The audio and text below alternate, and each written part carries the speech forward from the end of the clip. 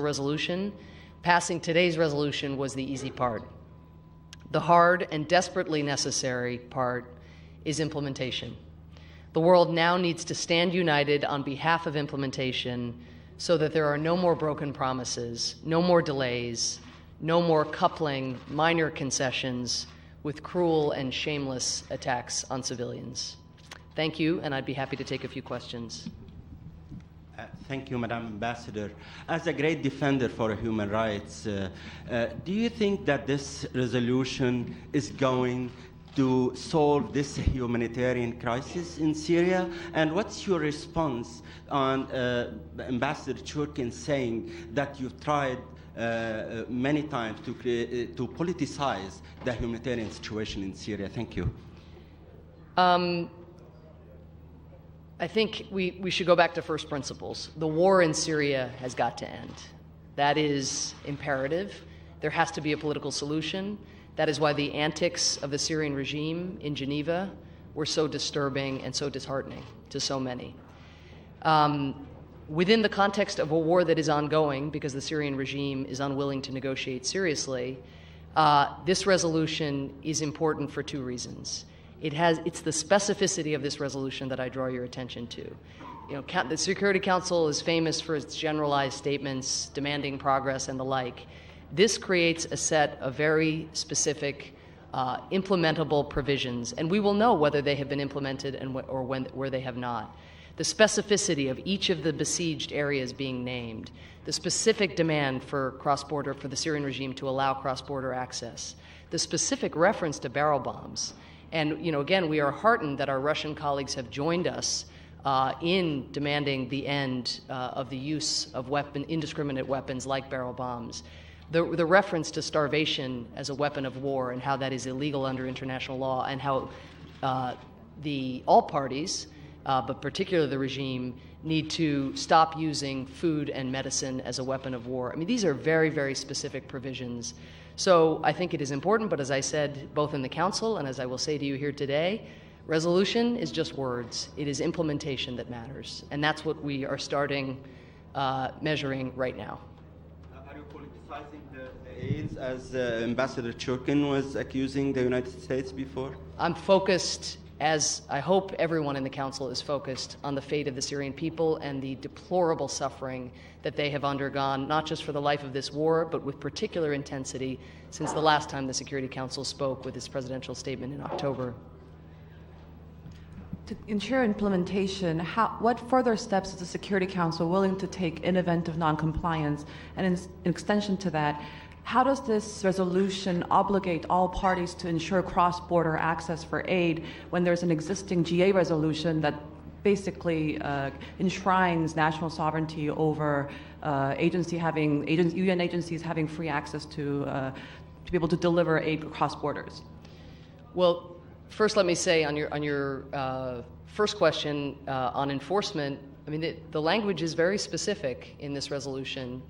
It commits to come back to the Council, but commits to take further steps. And as you know, previous resolutions have been vetoed over weaker language than that. And so we believe that language is actually a significant hook and a significant commitment by the parties on the Security Council. In terms of cross-border access, we are pleased, particularly, that our Council colleagues who have significant leverage with the regime, with the Syrian regime that has been denying cross-border access at certain border crossings, that they have signed on to that demand for cross-border access. And so we know that implementation, it's not like the fairies come out of the sky and the angels descend and suddenly implementation happens. It happens because those of us who have leverage on various parties on the ground use that leverage. And so we, again, are not naive. The track record of compliance with any UN product, as you point out, has been abysmal for the 3 years of the conflict. But this resolution goes farther than we've been able to get in 3 years. And you saw that every member of the Council raised their hands in support of the provision demanding cross-border access. I think, as my Australian colleague pointed out, The UN estimates are that if land convoys could move across borders by the most direct routes, more than 1 million people could be fed and reached who are not being reached today. Thank you. Ambassador Ghosana had mentioned that it was unfortunate that certain amendments that were proposed to the resolution regarding transfer of arms to the parties in the conflict were not accepted. What is the U.S. position on those amendments? All I will say is that we did not object to those amendments, and I would refer you to other council colleagues on that question. Thank you very much.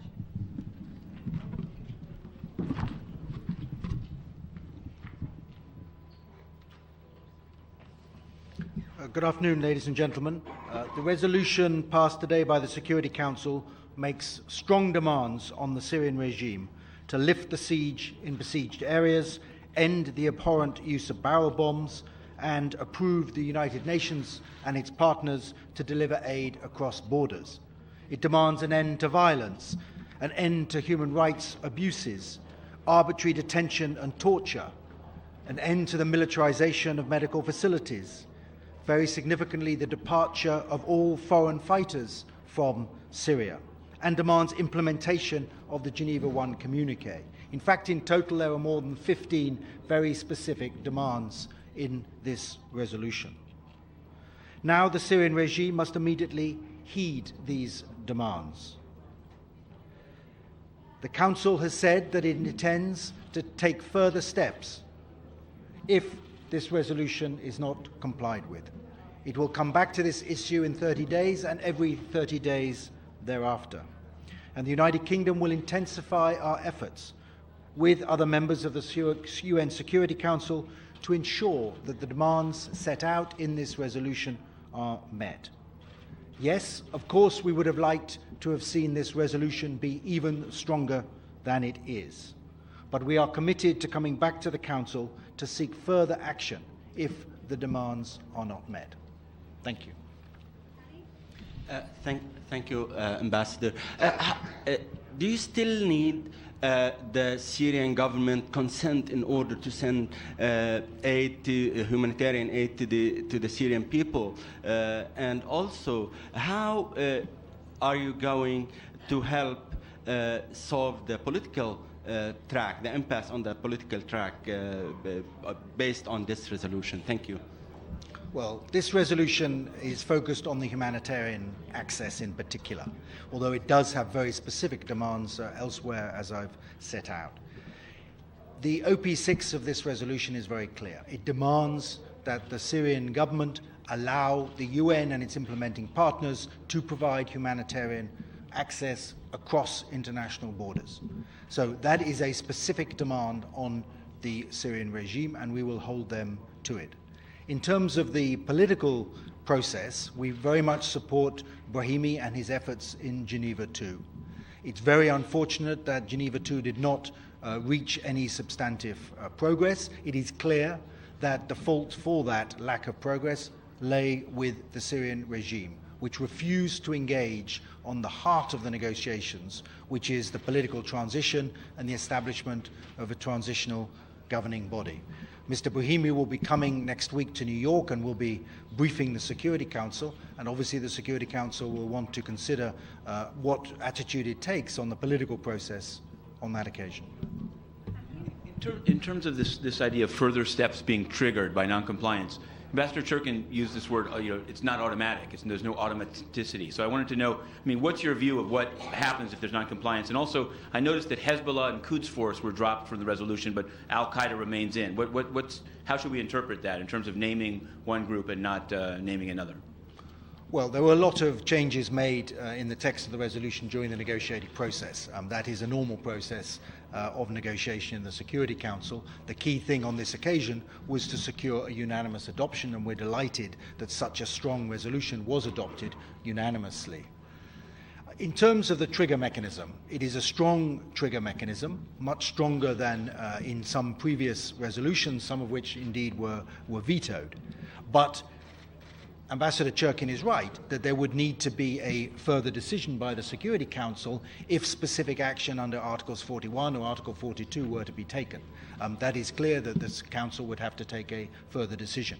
But the language which says that the Council expresses its intent to take further steps in the event of non-compliance is very specific and much stronger than we might have feared.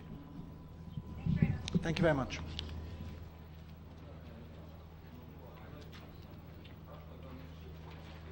Bonjour. So far, my predecessors have catered to the English-speaking minority, so you will understand I try to widen our audience by speaking in French.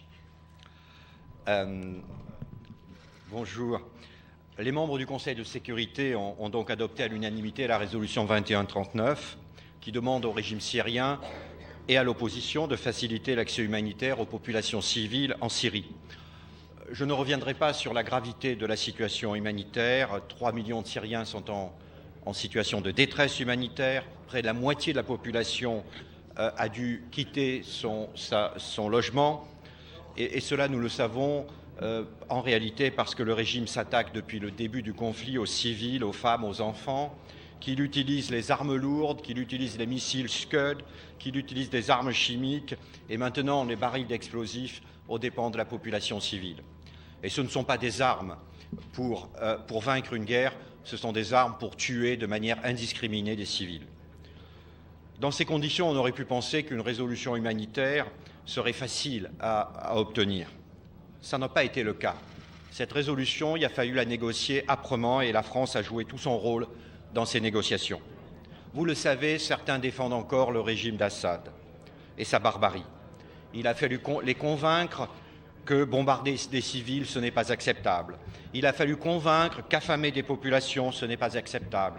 Il a fallu convaincre qu'empêcher l'aide humanitaire de parvenir à ceux qui en ont besoin, ce n'est pas acceptable. Il a fallu rappeler que même la guerre a des règles. Et la plus élémentaire d'entre elles est que les civils ne doivent pas être pris pour cible. Cette négociation difficile a porté ses fruits. Nous aurions aimé avoir un texte beaucoup plus fort, mais nous avons pensé qu'il était utile de voir se réunir tous les membres du Conseil de sécurité autour d'un texte qui, pour insatisfaisant qu'il soit, on vous l'a dit, porte quand même un message fort. Il faut cesser de bombarder les civils et d'utiliser des armes de terreur comme des barils d'explosifs. Il faut lever les sièges des villes qui conduisent à la famine des populations. Il faut autoriser des pauses humanitaires. Il faut autoriser l'accès de l'aide humanitaire à travers les frontières. Et non pas restreindre l'accès de cette aide à un tout petit entonnoir à Damas qui est contrôlé par le régime. Maintenant, cette résolution, elle doit être mise en œuvre et nous devons tout faire pour qu'elle ne reste pas lettre morte. Le régime, mais aussi l'opposition, devront appliquer sans délai les décisions du Conseil de sécurité. Nous attendons donc le rapport que le secrétaire général devra nous transmettre dans 30 jours, un rapport détaillé sur l'application du texte. Il pourra nous dire si les sièges des villes énumérés dans la résolution a été levé. Il pourra nous dire si l'accès à travers les frontières a été autorisé, comme le Conseil l'exige. Et si ce n'est pas le cas, eh bien, la France proposera au Conseil de sécurité de nouvelles mesures. C'est donc un texte qui se veut opérationnel, qui se veut concret, mais dont l'application dépend naturellement de la bonne volonté du régime syrien et de l'opposition. Je vous remercie. And I will accept to answer question in English. Oui, oui. À partir du moment où le texte dépend, vous le dites, de la bonne volonté du régime syrien, est-ce que vous en espérez réellement un impact concret sur le terrain? Et qu'est-ce qui se passe pour les humanitaires de l'ONU si jamais le texte n'est pas appliqué? Quelle sera leur attitude sur le terrain, notamment pour la fourniture d'air à travers les frontières? Non, comme ma collègue américaine vient de le dire, nous savons très bien que cette résolution ne va pas bouleverser du jour au lendemain l'attitude d'un régime qui ne cesse de tuer, de violer toutes les règles du droit humanitaire, et cela en un jour. C'est d'abord un message, c'est un premier pas. C'est la première fois que vous avez les 15 membres du Conseil de sécurité, et en particulier, naturellement, la Fédération de Russie, qui envoie un message au régime sur le thème « Arrêtez d'utiliser les bombardements aériens ». et en particulier les barils de bombes, accepter l'aide à travers les frontières. Donc c'est un premier pas. Je vous l'ai dit très franchement, vous imaginez bien que la France aurait voté le premier projet du Luxembourg, de l'Australie, de la Jordanie, sans aucune hésitation. Nous avons dû accepter des compromis dans l'objectif d'avoir les 15 membres.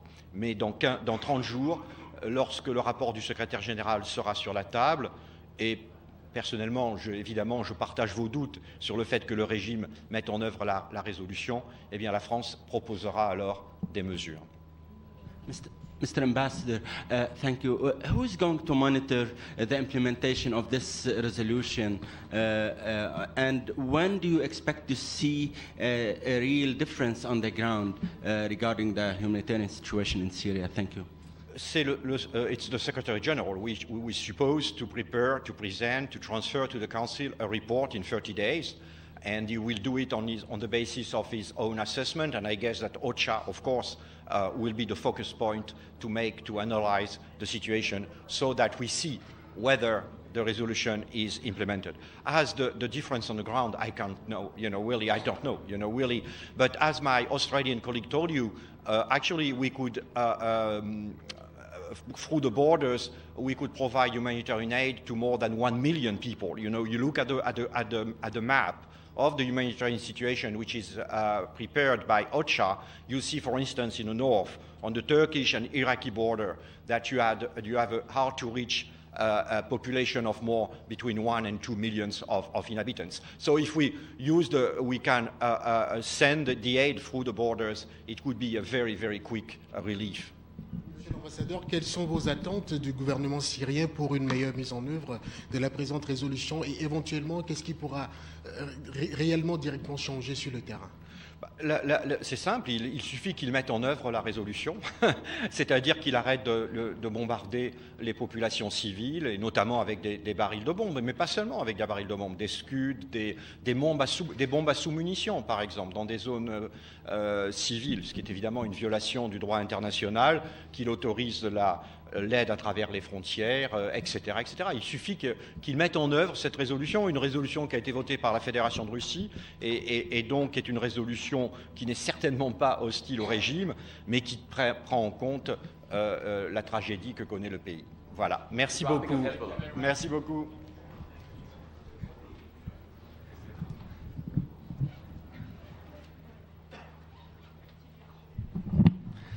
Resolution 2139 is an important action taken by the Security Council this morning to build on Resolution 2118 to address the situation in Syria. It sends out a strong and unanimous message to all parties in Syria. Its unanimous adoption by the Council is a result of common and constructive efforts by all the members of the Security Council. The resolution reaffirms the strong commitment to the sovereignty, independence, unity, and territorial integrity of Syria. It stressed the need to respect UN guiding principles of humanitarian emergency assistance. It spells out the obligations of all parties to do the things as required by the Security Council resolution to do. So it sets the framework for addressing the situation in Syria under the current circumstances. We strongly urge all parties in Syria to implement this resolution in good faith. China is gravely concerned at the worsening humanitarian situation in Syria. We deeply sympathize with the people in Syria, and we hope to see an early and prompt amelioration of the situation in Syria. China has been working very hard to achieve this objective, both at the political level and also in terms of providing humanitarian assistance to the refugees in Syria and also in the neighboring countries. China will certainly continue to do so. And we also support the efforts by the neighbors in Syria, by the United Nations, and also by the international community to try to help with the worsening situation in Syria. While we are talking about the humanitarian situation in Syria, we mustn't lose sight of the larger picture, and that is the political process to seek a fundamental solution to the problem we face in Syria. Nothing short of a political solution will offer a durable, comprehensive hope for the Syrian people to live in peace with prospects of development. And also, nothing short of a political process will provide a fundamental solution to the humanitarian crisis that we see in Syria. So we will work with all the other parties to make sure that the Geneva II process will continue and will bear fruit. In this respect, we support the efforts made by the Secretary General of the United Nations, Secretary General Ban Ki-moon, and also Ambassador Brahimi. It is highly important that these efforts should be continued in the following areas. Firstly, it is important to persist in resolving this situation by political means. That's a very important principle. And secondly, it is important to enable the Syrian people to determine their future. And thirdly, it is important to make sure that we have an inclusive political transitional process. Fourthly, it is important to achieve national reconciliation and unity. And fifthly, we need to continue to address the humanitarian problems of the Syrian people. China has been working with all the other parties to this end, and we certainly will continue to do so. Thank you. Yeah. Could you say how this, in your view, how this resolution applies to the armed groups, particularly like al-Nusra and ISIS? Are they bound by it in terms of further steps? What can the Council do to gain access to places like al-Raqqa and others that are controlled by these armed groups? Mm-hmm. It is a very complicated situation in Syria. There are all kinds of elements that are involved in Syria. And this resolution is another step on the basis of Resolution 2118. So basically, the resolutions of the Security Council have spelled out the obligations on various parties to make sure that there is, to make sure to end violence, to seek a political solution, and also to address the humanitarian problems. No matter who is responsible for the obstruction of the implementation of the Security Council resolutions, it is something that the Council needs to deal with. I think it is highly important that the resolution will be implemented in a comprehensive way so that the suffering of the Syrian people will really be alleviated and put an end to through the implementation of this resolution. Thank you. Ambassador Ghossaina had criticized in his remarks the rejection of certain proposed amendments that would have urged the cutoff of arms transfers to the parties to the conflict in Syria. So I'd like to know if you can share China's position on those proposed amendments. Thank you. Mm-hmm. China's position is very clear. We have highlighted the important elements of seeking a political solution to the Syrian issue. And we have been urging members of the international community to do things in favor of a political solution and to refrain from further complicating the political process of the Syrian issue. So we certainly will continue to hold that view. And in the course of the consideration of the draft resolution, of course, there were many ideas, but we have to recognize that the situation is extremely complex in Syria. We need a resolution that will be really helpful on the ground, helpful in terms of addressing the immediate problems in humanitarian nature, but also it should help with the achievement of the longer objective of seeking a political solution to the Syrian issue in a Syrian-led, Syrian-owned political process. And that is extremely important. I think the result of the resolution is the kind that the Security Council can agree to unanimously. And we certainly hope that this resolution will be implemented in both letter and spirit, and all parties will work in support of calming the situation, calming the things down in Syria, reducing and stopping violence in Syria, and also in support of the political process. That's a responsible thing to do. Thank you. Last one. Ambassador, would China support stronger terms in case of non-compliance to this resolution? Thank you. I think we have to see the implementation of this draft of this resolution to determine what, if there's any need for Council to take further action, and what kind of action would be the best approach to make sure that we meet the objectives for the humanitarian situation and also for the longer issue of a political solution. Thank you. Have a nice weekend.